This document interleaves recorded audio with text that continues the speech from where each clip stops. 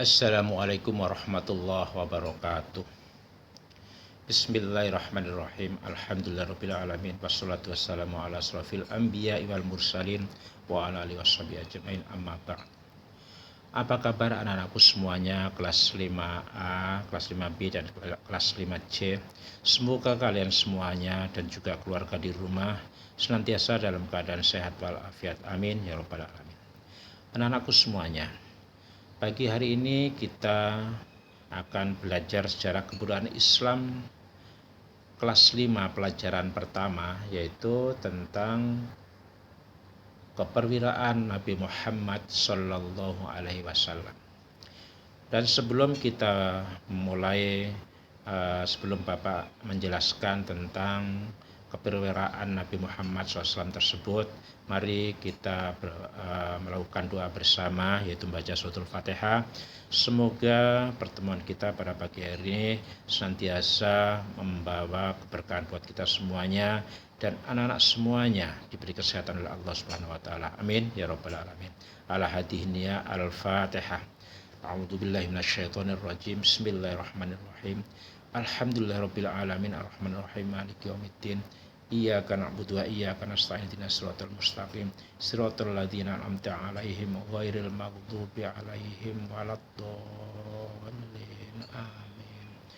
Anak-anakku semuanya, pada kesempatan ini Bapak akan menyampaikan yaitu keperwiraan Nabi Muhammad SAW. Yang pertama, menghadapi permusuhan kaum kafir Quraisy. Yang kedua, keperwiraan Rasulullah dalam perang Badar. Yang berikutnya, keperwiraan Rasulullah dalam perang Uhud. Kemudian keperwiraan Rasulullah dalam perang Khandaq. Yang terakhir yaitu perjanjian Hudaybiyah. Anak-anakku semuanya, yang pertama yaitu menghadapi permusuhan kaum kafir Quraisy. Untuk menghadapi permusuhan kaum Quraisy, apa yang dilakukan oleh Rasulullah? Untuk itu tolong anak-anak disimak semuanya, bahwa awal kedatangan Rasulullah di Madinah yang pertama-tama dilakukan oleh Rasulullah adalah membangun masjid. Kenapa Rasulullah membangun masjid? Karena masjid mempunyai beberapa fungsi, yaitu yang pertama, di samping tempat peribadatan, masjid juga merupakan pusat pendidikan dan pengajaran agama, pusat pemerintahan dan kegiatan politik, dan pusat pengadilan masyarakat. Berikutnya, Rasulullah kehadirannya ke Madinah yaitu menciptakan persaudaraan baru antara kaum muslimin Mekah, yaitu kaum muhajirin, dan kaum muslimin Madinah, yaitu kaum Ansor. Berikutnya, dalam bidang pemerintahan dan keamanan, Rasulullah mengadakan perjanjian yang dijadikan undang-undang, yaitu untuk mengatur orang-orang muhajirin, Ansor, dan kaum Yahudi untuk bersedia hidup saling berdampingan secara damai. Undang-undang tersebut dikenal dengan Piagam Madinah.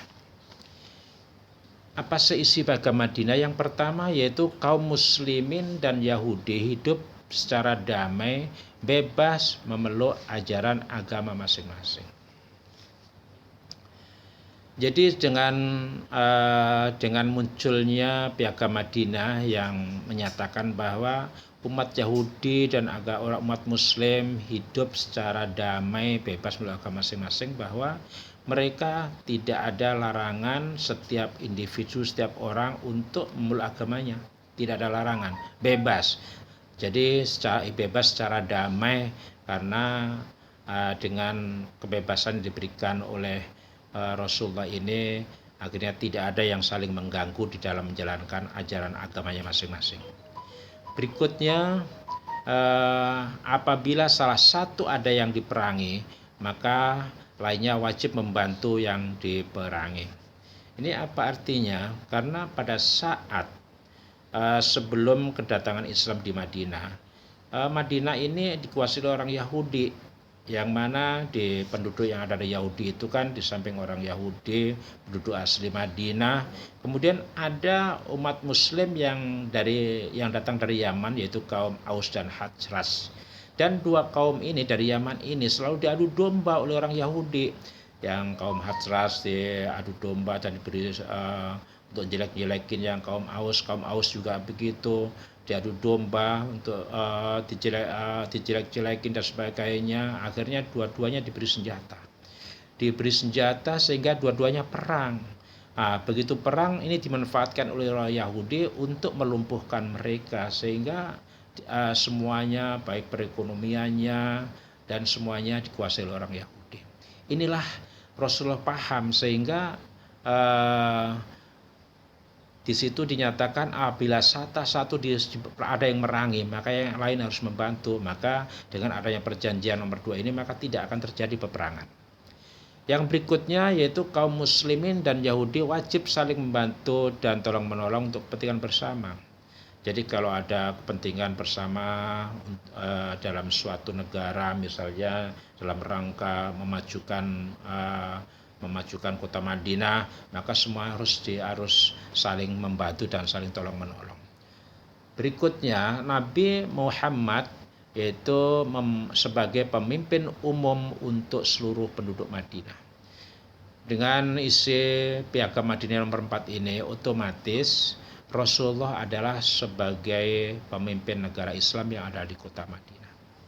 Anak-anakku semuanya, kedatangan Rasulullah di Madinah ini juga Rasulullah menganjurkan kepada umat Muslim yang ada di Madinah untuk berperang. Kenapa? Karena ada rencana kaum kafir Quraisy di Makkah untuk menyerbu umat Islam yang ada di Madinah. Karena dengan rencana kaum Quraisy ini yang memang tidak puas dengan keberadaan Islam. Kenapa? Karena pernah suatu ketika pada saat Rasulullah berada di kota Mekah, dibujuk agar tidak berdakwah, nggak bisa. Diberi hadiah agar Rasulullah tidak melakukan dakwah, nggak bisa. Diancam agar Rasulullah tidak berdakwah juga nggak bisa. Bahkan menjelang hijrahnya Rasulullah sampai dikejar-kejar mau dibunuh juga Rasulullah lolos berkat pertolongan Allah. Bahkan dibuatkan sayembara, siapa yang bisa menangkap Rasulullah akan diberi hadiah 100 ekor unta. Itu pun Rasulullah tetap selamat berkat pertolongan Allah dan akhirnya sampai ke Madinah. Itulah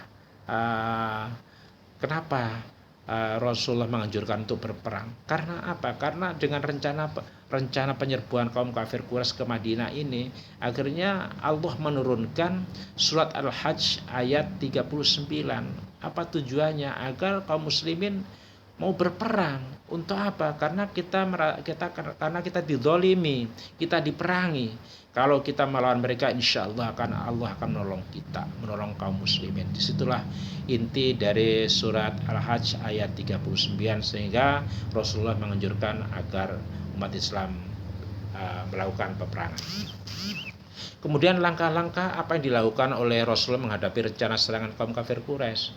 Yang pertama dilakukan Rasulullah yaitu melakukan pengintaian dan pengawasan medan.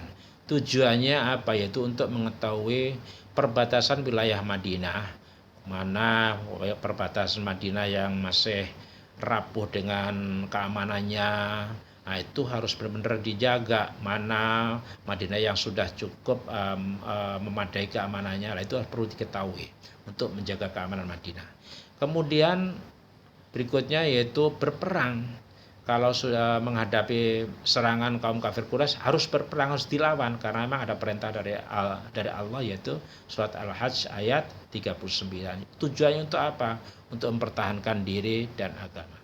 Kemudian Rasulullah membentuk tugas rahasia, yaitu Rasulullah membentuk mata-mata dan intel untuk mengetahui keberadaan musuh, mengetahui sejauh mana kekuatan musuh, untuk mengetahui kapan musuh akan menyerang. Disitulah maka dilakukan tugas rahasia. Berikutnya dilakukan tugas embargo ekonomi. Anak-anakku semuanya, bahwa Madinah merupakan jalur perdagangan orang-orang Mekah. dengan adanya merupakan jalur perdagangan orang Mekah, maka orang Makkah setiap hari lewat kota Madinah, sehingga orang Madinah mengetahui itu jalurnya orang Mekah, maka jalur tersebut dikuasai orang Madinah. Jadi tidak ada kesempatan sedikit pun untuk lewatnya kaum Quraisy Mekah yang akan melakukan perdagangan, sehingga orang Mekah tidak bisa berdagang. Berikutnya yaitu memperkuat satuan keamanan. Jadi Rasulullah membentuk satuan keamanan yaitu dengan bersama-sama penduduk yang ada kota Madinah untuk menjaga amanan bersama dalam negeri dan perbatasan demi keamanan kota Madinah. Demikianlah barangkali yang dapat Bapak sampaikan untuk materi pembelajaran yang pertama ini. Semoga anak-anak dapat menyerapnya dengan baik. Insya Allah habis ini kalian mengerjakan evaluasi, yaitu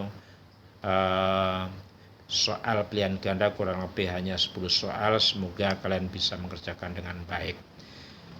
Baiklah, marilah materi yang pertama ini kita tutup dengan bersama-sama baca alhamdulillahirabbil alamin. Wassalamualaikum warahmatullahi wabarakatuh.